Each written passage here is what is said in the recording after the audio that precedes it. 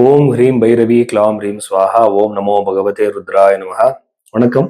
இந்த 2026 மார்ச் ராசி பலத்துக்கு போறதுக்கு முன்னாடி நான் சில விஷயம் சொல்லணும்.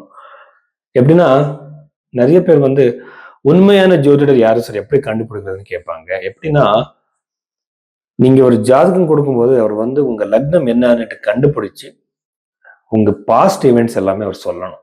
எல்லாமே இல்ல. சில கொஞ்சம் ஒரு உங்க லைஃப்ல நடக்கிற இவெண்ட்ஸ் சொல்லி உங்க லக்னம் என்ன லக்னம் உங்களோடது அது கண்டுபிடிக்கணும் ஃபர்ஸ்ட். எப்படின்னா, நம்ம பர்த் டைம் எப்பவுமே சரியா இருக்காது. ரெண்டாவது நம்ம பாஸ்ட் சொல்றவருக்கு நம்ம ஃபியூச்சர் சொல்ற ஒரு அதிகமான சான்சஸ் இருக்கும்.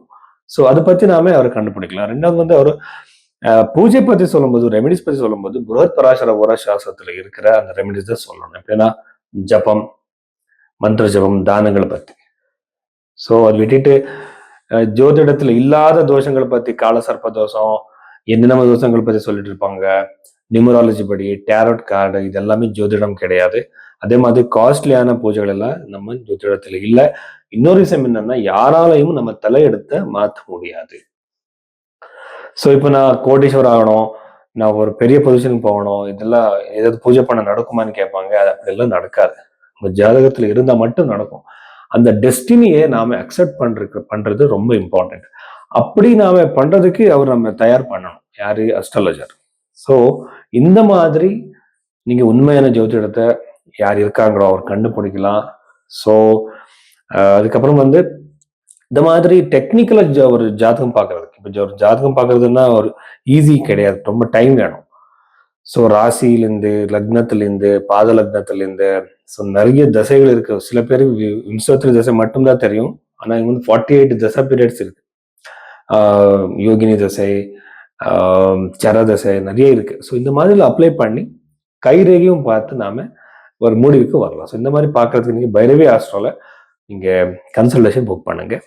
மேஷ ராசி 2026 இந்த மார்ச் மாதத்துல மேஷ ராசியில பிறந்தவருக்கு என்னென்ன இருக்கு பார்க்கலாம். ஃபர்ஸ்ட் சதுர்த்த பாவத்தில் இருக்கிற கேது கிரகம்.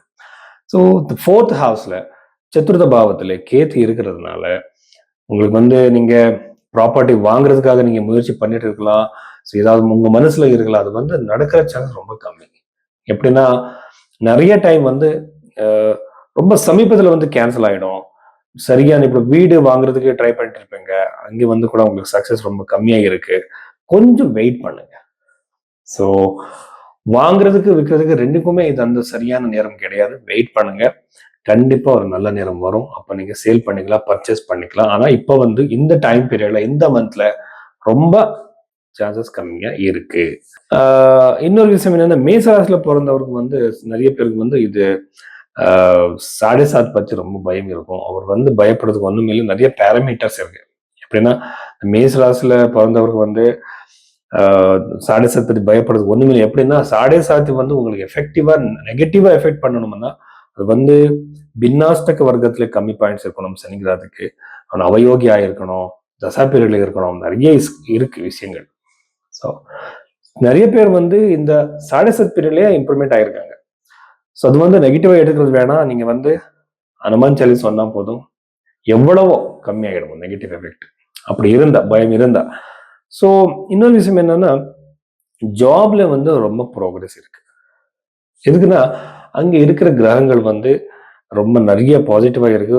எஸ்பெஷலி வெளிநாட்டுக்கு போறதுக்கு யாரும் ட்ரை பண்றீங்களோ, வெளிநாட்டு ஜாபுக்காக யாரும் ட்ரை பண்றீங்களோ, அவர் எல்லாருக்குமே மேசராசில பிறந்தவருக்கு இந்த மாதம் மார்ச் ரொம்ப நல்லது. ஸ்டூடெண்ட்ஸுக்கு கொஞ்சம் கான்சென்ட்ரேஷன் ப்ராப்ளம் அதிகமா இருக்கும். நீங்க நினைக்கிற அளவுக்கு அந்த ஸ்கோர் வராது. ஜாக்கிரதை இருங்க. மூணாவது வீட்டுல இருக்கிற கிரகம் குரு கிரகம். இந்த குரு கிரகம் இருக்கிறதுனால நிறைய பேருக்கு டிராவல் பண்ற சான்சஸ் அதிகமா இருக்கும்.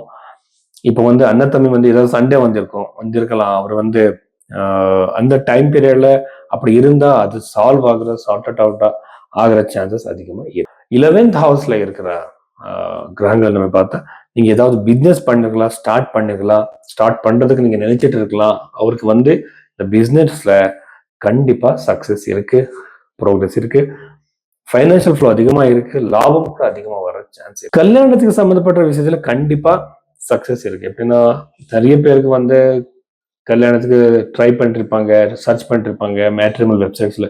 அவருக்கு வந்து ரொம்ப நல்ல சம்பந்தம் கிடைக்கிற வாய்ப்பு வந்து இந்த டைம் பீரியட்ல, இந்த மாதத்துல மேஷ ராசியில பிறந்தவங்களுக்கு இருக்கு. கல்யாணம் நடக்கலாம். நிறைய பேருக்கு வந்து கல்யாணம் நடந்ததுக்கு அப்புறம் வந்து சில பேர் வந்து பிரிஞ்சிருப்பாங்க, தூரத்துல இருப்பாங்க. ஏதாவது பிரச்சனை வந்து சின்ன சின்ன விஷயத்துக்கு வெளியே இருப்பாங்க. அவரு வந்து காம்ப்ரமைஸ் ஆகிற சான்ஸ் இருக்கு. கடன் பிரச்சனை. ஸோ இந்த கடன் பிரச்சனை வெளியே வர்றதுக்கு இப்ப நிறைய பேர் வந்து செல்ஃப் கண்ட்ரோல் இல்லாம அந்த கடன் பிரச்சனையில விழுந்திருப்பாங்க. ஆனா வெளியே வர்றதுக்கு மேஜிக்கலா ஒரு ரெமெடி இல்லை. ஆனா லக்ஷ்மி மந்திரம் சொன்னா ஒரு பாசிட்டிவ் எஃபெக்டாக இருக்கும்.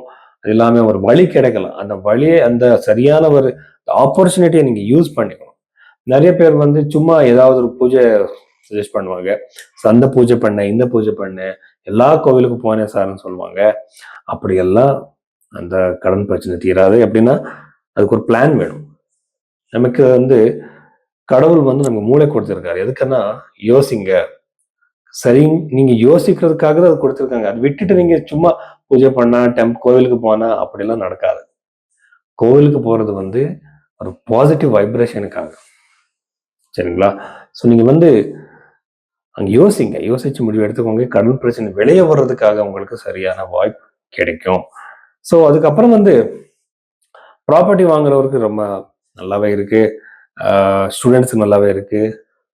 அப்புறம் அதுக்கப்புறம் வந்து புதுசான ஜாப் தேடுறவருக்கு ரொம்ப நல்லா இருக்கு. நன்றி.